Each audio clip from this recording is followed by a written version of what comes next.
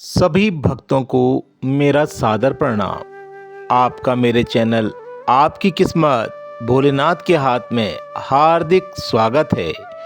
तो भक्तों, आज मैं आपके लिए संपूर्ण शिव महापुराण से रुद्र संहिता कुमारखंड पंचम खंड लेकर आया हूँ।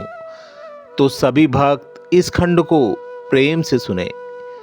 श्री नारद जी बोले, हे ब्रह्मा, अब आप वह कथा सुनाइए जो शिव और पार्वती के पुत्र जन्म के संबंध में है। सूत जी बोले कि नारद जी के इस प्रकार पूछने पर ब्रह्मा जी ने शिव का स्मरण करके कहना प्रारंभ किया।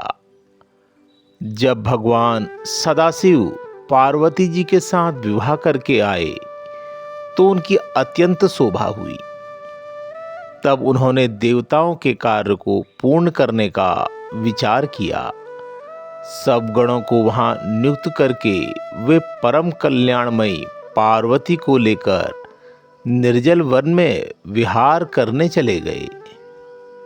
वहां पर रतिवर्धक शैया बनाकर देवताओं के सहस्त्र वर्ष तक विहार करते हुए रहे। बहुत समय हो जाने पर देवताओं ने ब्रह्मा जी को साथ लेकर विष्णु भगवान से कहा, हे नाथ, हजारों वर्ष बीतने पर भी भगवान शिव के कोई पुत्र उत्पन्न नहीं हुआ।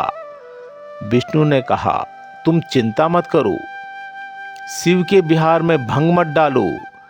फिर शक्ति और शक्तिमान के रति विहार से तीनों लोग कांपने लगे।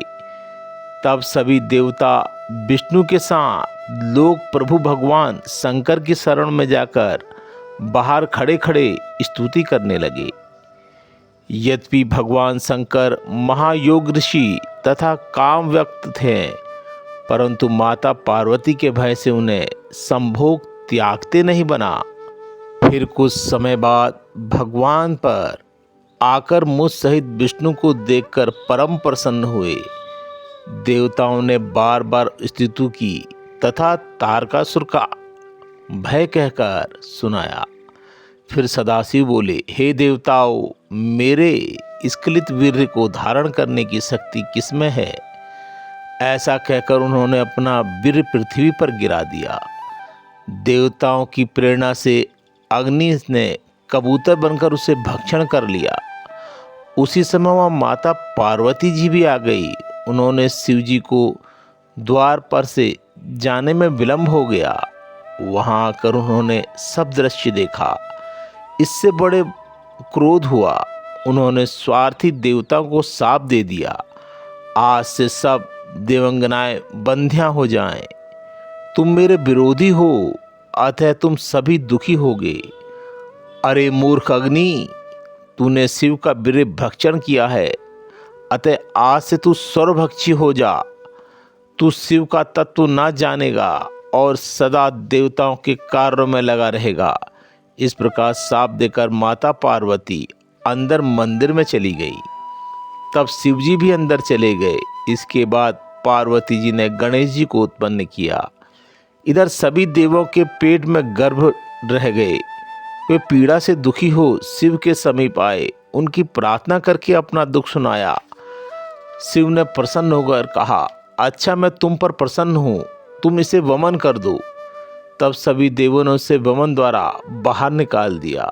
फिर अग्नि से कहा, तुमने मेरे वीर्य का भक्षण करके अच्छा नहीं किया। अस्तु तुम इस वीर्य को किसी स्त्री की योनि में स्थापित कर दो। इस पर हे नारद, तुमने अग्नि को सलाह दी कि माघ के महीने में जो स्त्री प्रयाग में स्नान करके आए, उसकी देह में तुम इसे स्थापित करके कहना, अग्नि माघ के महीने में प्रातःकाल वहां जाकर प्रज्वलित हो गई। उस समय वहां सप्तऋषियों की पत्नियां स्नान करने आई।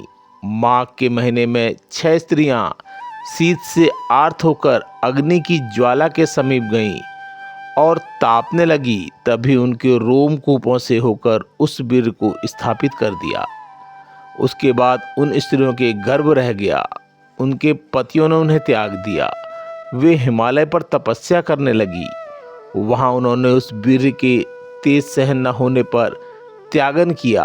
हिमालय ने उसे गंगा में गिरा दिया। गंगा ने भी सहन न होने पर एक सरकंडों के वन में गिरा दिया। वहीं पर उससे एक परम रमणीय सुंदर बालक उत्पन्न हो गया। उसके 6 मुख थे।